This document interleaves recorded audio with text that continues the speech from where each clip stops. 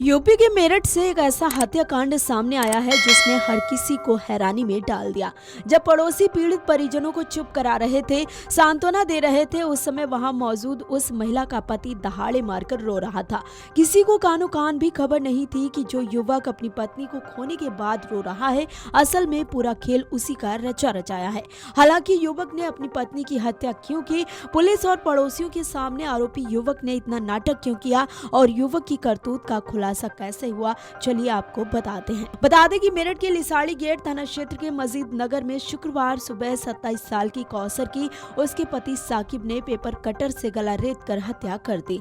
आरोपी ने पुलिस को गुमराह करने के लिए लूट का विरोध करने पर हत्या की झूठी कहानी रची। शक होने पर पुलिस ने सख्ती से पूछताछ की तो आरोपी ने जुर्म कबूल कर लिया। पुलिस ने उसे गिरफ्तार कर वारदात का खुलासा किया है। जानी बुजुर्ग निवासी मुरसलीम ने बताया कि 7 भाई बहनों में कौसर सबसे छोटी थी। कौसर का निकाह 7 साल पहले साकिब से हुआ था। मजीद नगर के बशीर का खेत के पास कौसर अपने पति साकिब और 3 बेटियों सानिया, कुलसुम और इनाया के साथ रह रही थी।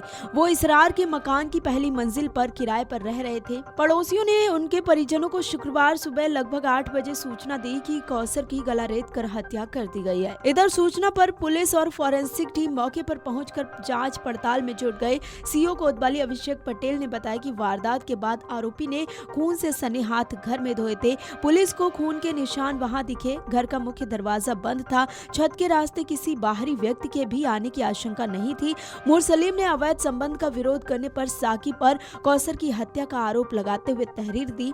साकिब और मकान मालिक से गहनता से पूछताछ की गई है। एसपी सिटी विनायक गोपाल भोसले ने भी मौके पर पहुंचकर पड़ताल की। उन्होंने बताया कि साकिब मोबाइल टावर लगाने और ई रिक्शा चलाने का काम करता है। उसने पहले बताया कि वो ई रिक्शा लेकर मंडी चला गया था। फिर उसने बताया कि वो पास ही रहने वाली बहन के यहाँ चला गया था। वहीं जब मंडी के सीसीटीवी फुटेज खंगाले और बहन के घर पूछताछ की तो साकिब की ये बातें झूठी निकली।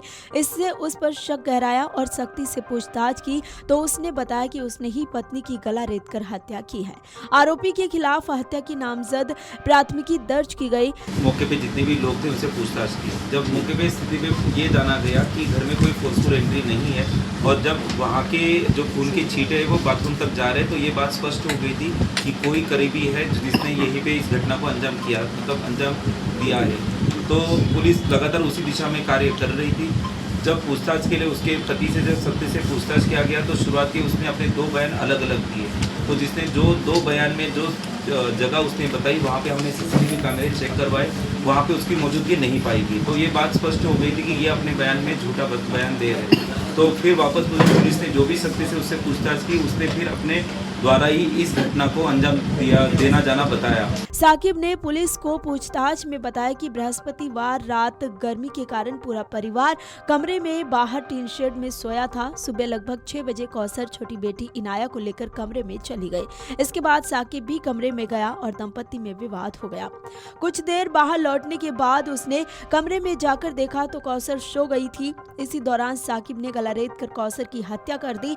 इसके बाद आरोपी ने घर का सामान फैला दिया जिससे ऐसा लगे कि घर में लूटपाट हुई है और विरोध करने पर कौसर की हत्या की गई है। इतना ही नहीं, साकिब ने कौसर की हत्या के बाद बेटियों से कहा कि वो बाजार जा रहा है। उसने ये भी कहा कि पुलिस अंकल पूछे तो कह देना कि चोर आ गए थे।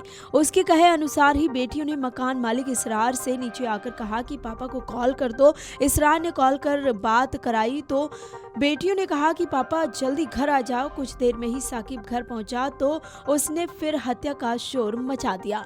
फिलहाल पुलिस ने आरोपी साकिब को गिरफ्तार कर लिया है और आगे की कार्रवाई जारी है। Video desk amarujala.com। अगर आप ये वीडियो YouTube पर देख रहे हैं तो हमारे चैनल को सब्सक्राइब कर बेल आइकन दबाएं और Facebook पर देख रहे हैं तो हमारे पेज को लाइक करें।